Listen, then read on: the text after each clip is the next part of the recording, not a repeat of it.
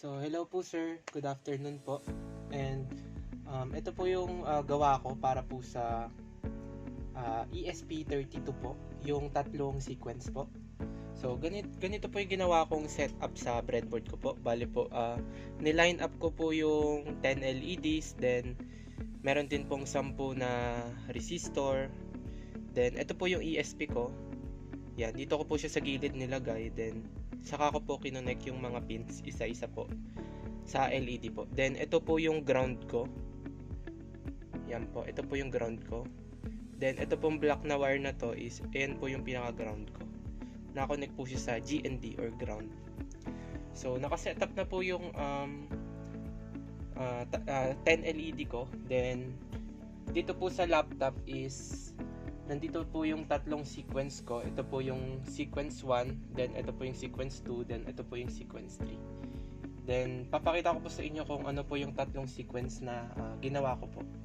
So, una po muna, first of all po is, kinonect ko po yung ESP32 sa laptop ko po using a Type-C connector na capable po of data transfer para po makapag-upload po tayo ng code.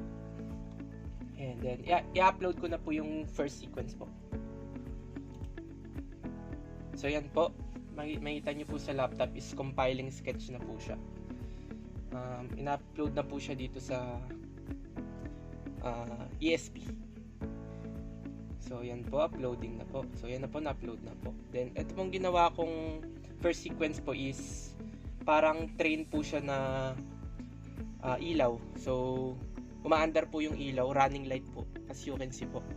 So, kaya po mabilis yung pag-run ng light is, pinabaan ko po yung delay. So, yung delay niya po ngayon is 20 lang, 20 millisecond. So, binabaan ko po yung delay para po smooth yung transition nung pag-run ng light. So, yan po yung first sequence ko po, running light. Yan. Then, ito po yung second sequence ko po, which is i-upload ko na po ulit para po makita nyo po.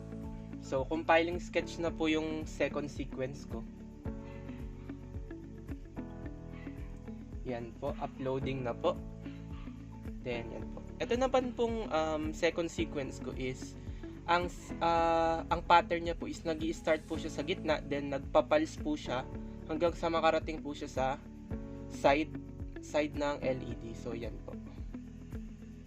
Yun po, ang smooth po ng transition niya. So, kaya po smooth yung transition niya is, binabaan ko din po yung delay. Ginawa ko pong 100 millisecond. So, ang dating niya po ng pattern is parang nagpo-pulse po siya from the center to the side. Yun. Ang tawag naman po dito sa pattern na to is pulsating lights. So, parang nagpo-pulse po yung light niya from the center to the side. So, ito na pong third sequence ko is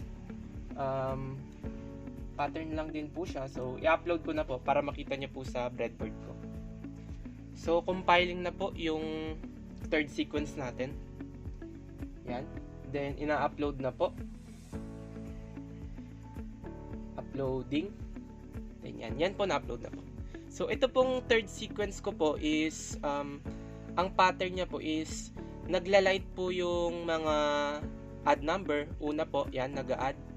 Then, nagla-light up naman po yung mga even number. Then, kapag i-low niya po yung lights, kapag papatayin niya is even number po yung una niyang papatayin. Then, ang next naman po is yung odd number yung papatayin niya. So, yan po yung pattern na yan. So, ang pattern po na to is tinatawag na odd, even light. So, wala po, naisip ko lang po siya na pattern na ang una pong magla-light is yung odd number, then next po is yung even number. Then kapag papatay naman po is ang una magpapatay is yung even number. Then ang susunod naman po na magpapatay is odd number. So yan po yung pangatlong sequence pattern ko. Yan po. So yun lang po. Thank you po. Yun po yung tatlong sequence pattern ko po na in-upload ko po dito sa ESP32 na may naka-setup po na 10 LEDs. So, yun po. Thank you po.